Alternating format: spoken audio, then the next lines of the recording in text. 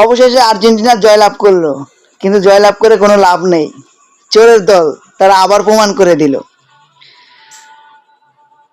নয়তো মিশরের 2 নম্বর গোলটা কিভাবে বাতিল হয়, এইবারে থেকে ওইবারে যখন নেয় তখন রিফারির কি হাদা খেয়েছে?